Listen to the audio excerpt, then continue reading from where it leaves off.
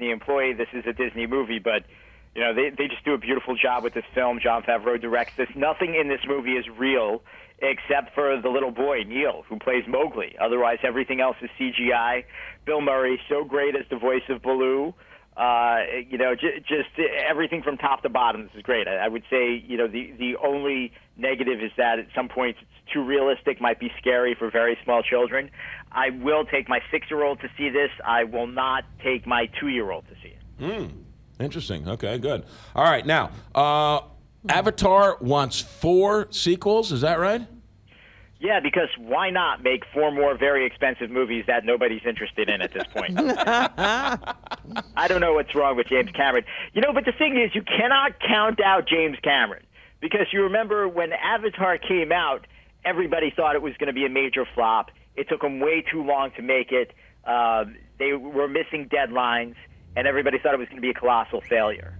And sure enough, it's one of the most successful movies of all time. Same thing happened with Titanic. Everybody thought that was going to be a colossal failure. All sorts of stories. And same thing about Avatar. There were these stories coming out about how things weren't working right. People weren't getting along on the set. They had to reshoot things. It was going to be a disaster. And you are talking about 2 of the most successful movies of all time.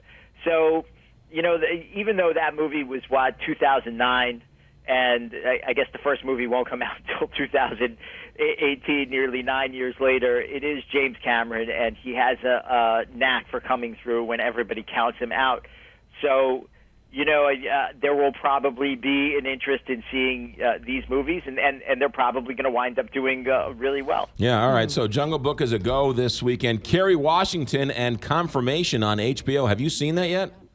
No, I haven't seen it, but I'm looking forward to seeing it because pretty much. When was the last time HBO made something bad? Right. It's just, they're just really good at getting it right, and it's not just HBO. It's almost an institutional thing now with television, whether it's cable television or. We saw that with FX with the recreation of the whole OJ fiasco. Yeah.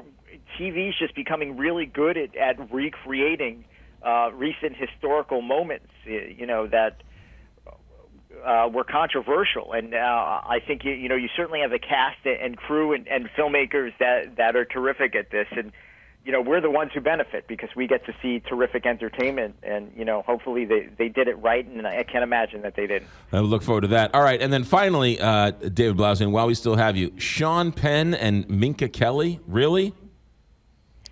Who knows? Sean Penn, that's an interesting combination there. Sean Penn has been linked to so many different people. He's such an odd and strange character. I'm reminded of the time, this is name dropping, I went to meet, it's so obnoxious, but it's a true story. I went to meet somebody at a fancy hotel in Beverly Hills once, and it's a very well-known place. I guess that celebrities hang out, and I walk into this lounge, and I do a double take because I could swear that Sean Penn is sitting there just sort of canvassing the place, and sure enough, it's Sean Penn. And I remember he's sitting down, and his posture was amazing, like perfectly straight, and he has this grin on his face, this very odd grin. And he's just looking at people, and nobody's saying anything to him, and he's moving his head back and forth, smiling, practically laughing to himself.